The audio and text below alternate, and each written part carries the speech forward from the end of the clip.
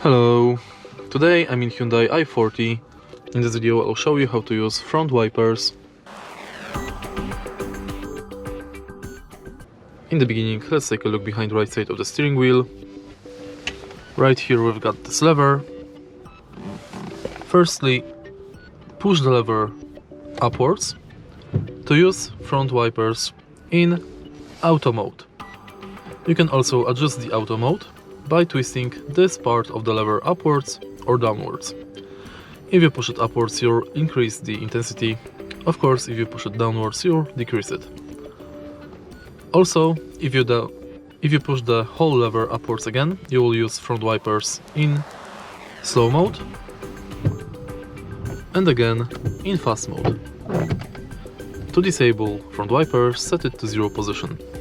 From this position you can also use front wipers once by pushing it downwards. And that's it. If you find this video helpful, please leave a like, comment and subscribe.